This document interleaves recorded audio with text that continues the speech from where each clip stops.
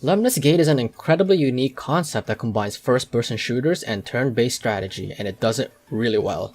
But how exactly does a turn-based first-person shooter work?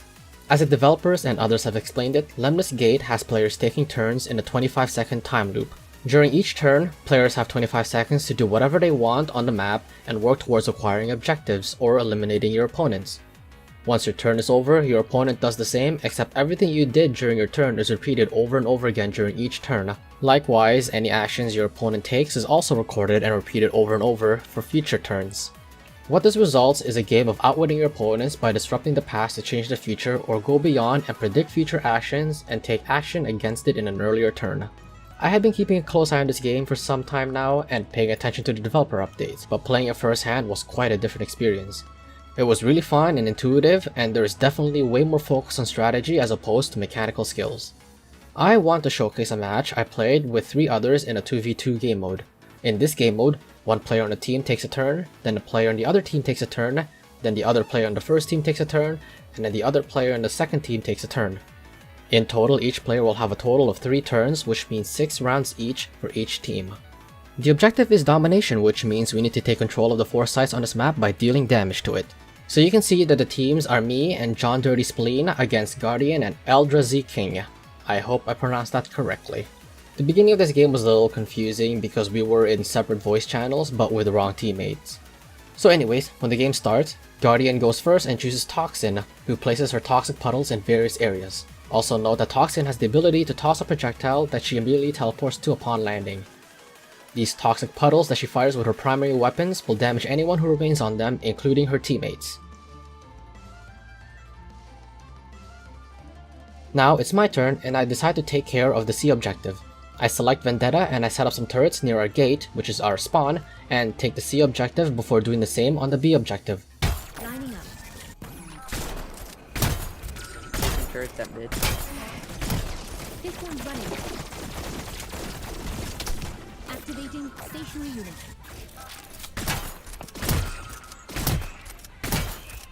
It's up.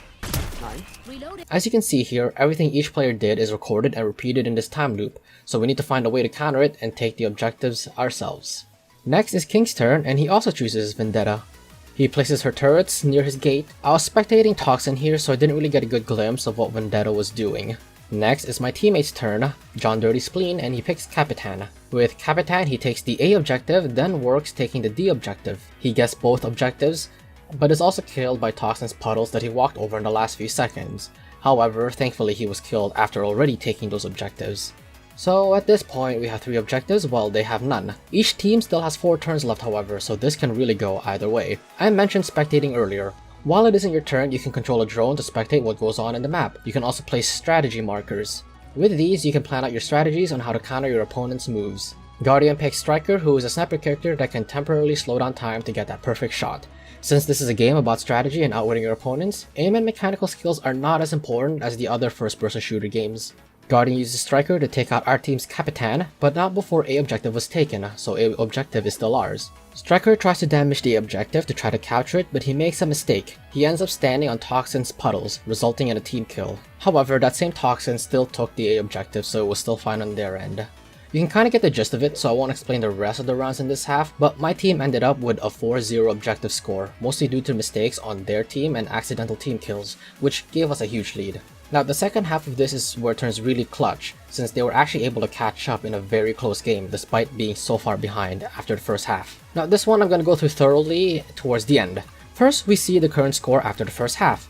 Each objective is worth 100 points, while kills and damage are worth significantly less. Now the only way they can win at this point is if they manage to get all 4 objectives at the end of the last round while keeping their kill and damage score lead. What this also means is that as long as we can keep 1 objective from them, we are almost guaranteed a win. At the start of the second half, it's our turn this time. My teammate picks Capitan and straight up just goes for objectives. I tell him to move around a lot while shooting to make him a harder target to hit so that in later turns, our opponents will have a harder time shooting him and spend more time trying to kill him, which means less time for them trying to get objectives. In the end of his first turn, we ended up taking 2 objectives, which is pretty standard.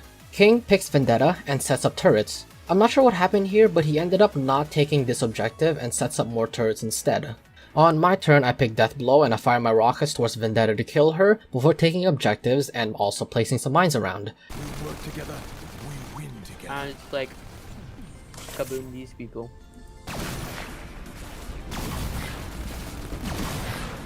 Get some kaboom on C. Yep, working on it. Return to dust. And then get like one shot on A. Place some mines, place some mines. Yeah. Okay, get one shot on, get one. So at the end of my turn, this turn specifically, we got 4 objectives. If the momentum keeps going like this, we are guaranteed to win. Now then, Guardian picks Carl, puts a shield on Vendetta, and kills my Death Blow, which pretty much nullifies my Death Blow's actions.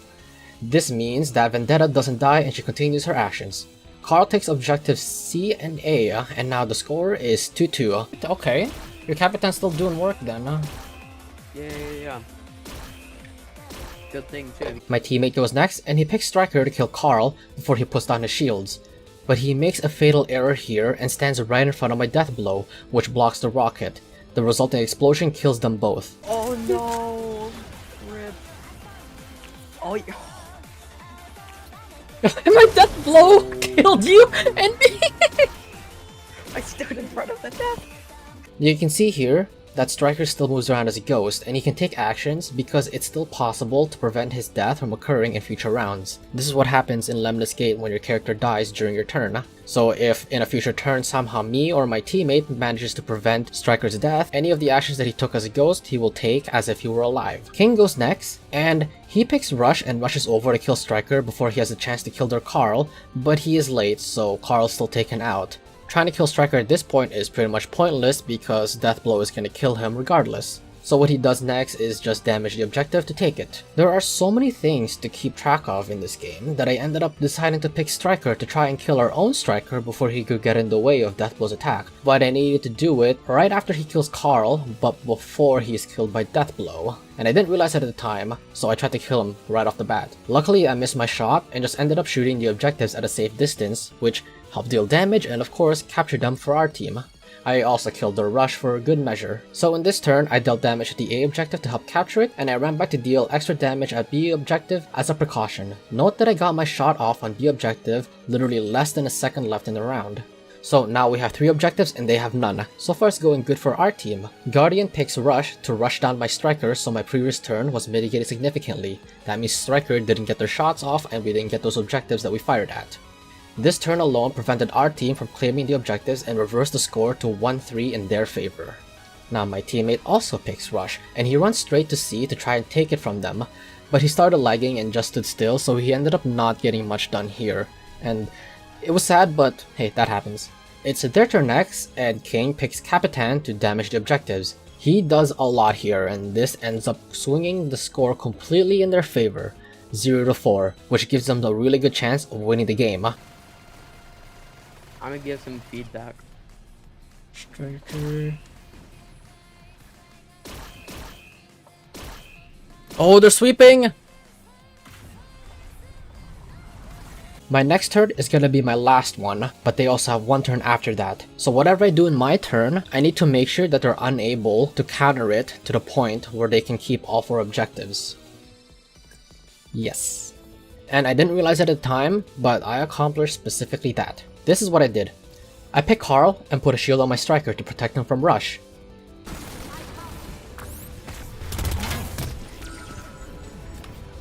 If you make sure no matter what. Then I kill Capitan and deal damage to objectives while also placing down my own shields everywhere to make it more difficult for them to kill me in their last turn. Now their goal is to basically undo the damage my Carl just did. My Carl from doing his job.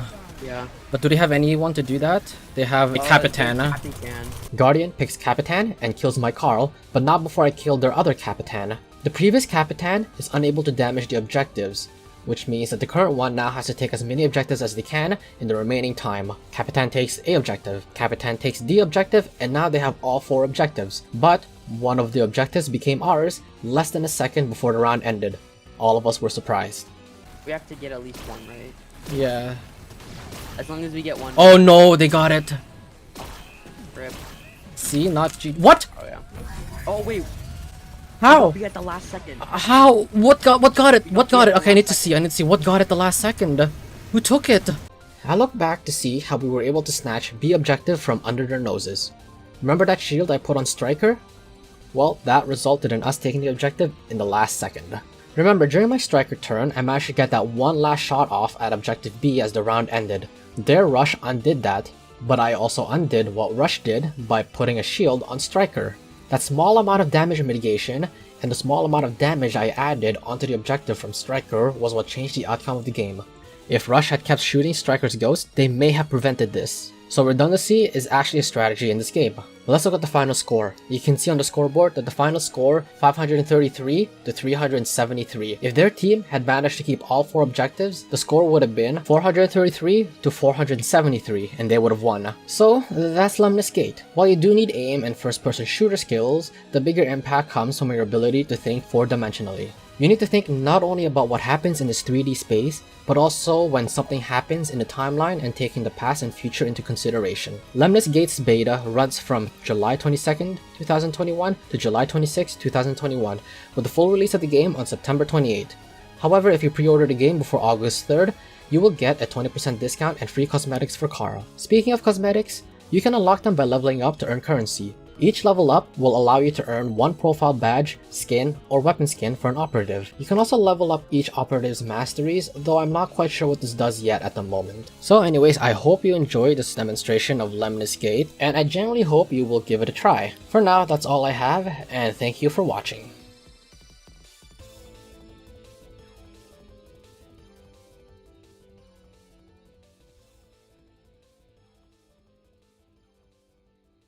Oh no no no no no no no no! One shot. Okay, nice.